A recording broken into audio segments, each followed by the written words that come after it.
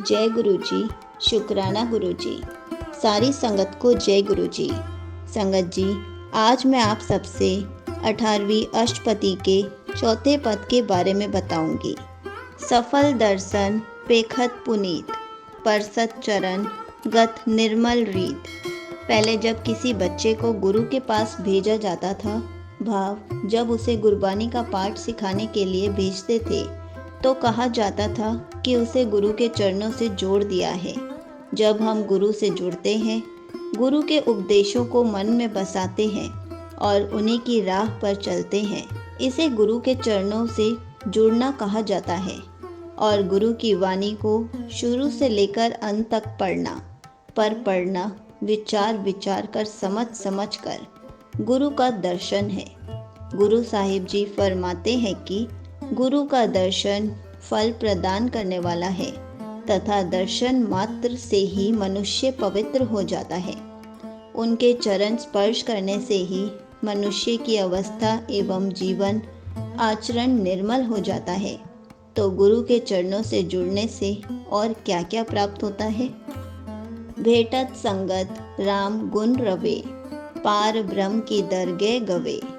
गुरु की संगत में रहने से, गुरु के चरणों में जुड़ने से राम गुण गाए जाते हैं। जो मन गुरु की संगत में रहते हैं वे परमात्मा के गुण गाता है, उन्हें गा गा कर मन में बसा लेता है और ऐसा करके वे मन में से सारी मैल दूर कर लेते हैं और परमात्मा को हृदय में बसा लेते हैं।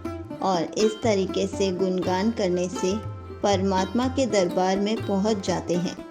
वे अपने हृदय घर में मन मंदिर में पहुंच जाते हैं, सही ठिकाने पर पहुंच जाते हैं। और क्या कुछ गुरु के चरणों से जुड़ने से मिलता है?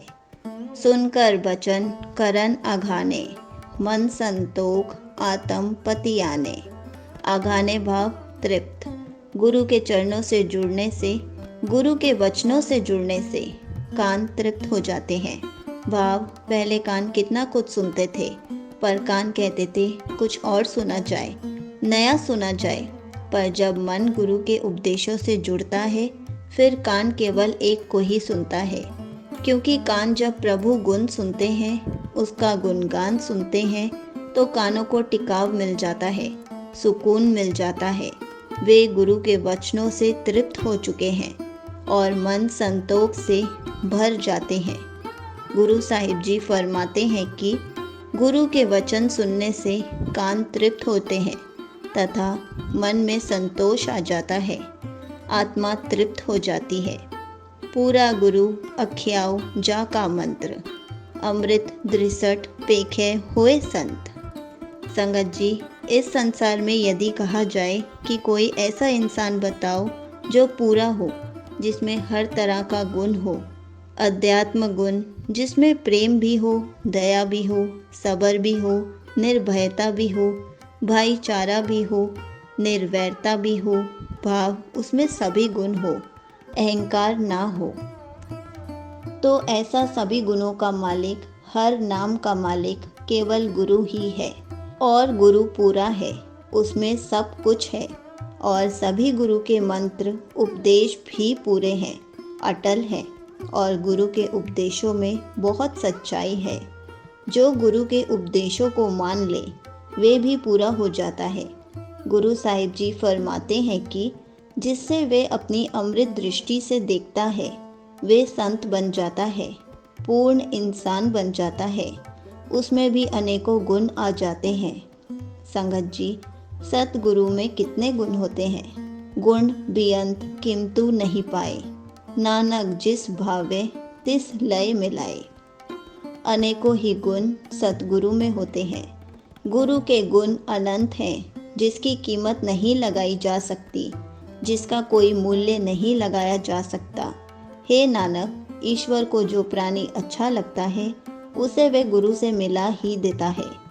फिर से गुरु साहिब जी फरमाते हैं कि मन अपनी मर्जी से गुरु से नहीं जुड़ता। संगत जी, हमने देखा है जिसने कभी गुरुमुखी पढ़ी भी नहीं, वे भी गुरु से जुड़ गए हैं। दुनिया में दूसरे कोने में बैठे इंसान भी गुरु से जुड़ गए हैं। क्यों? क्योंकि उन्हें जुड़ना ही था। वे परमात्मा का हुक्म था। जिनके पास आज गुरु है वे उनकी कीमत भूलते ही जा रहे हैं। इस कारण जीवन चिंता में बढ़ता ही जा रहा है। संगत जी, यहीं पर 18वीं अष्टपदी का चौथा पद समाप्त होता है। जय गुरु जी। शुक्राना गुरु जी।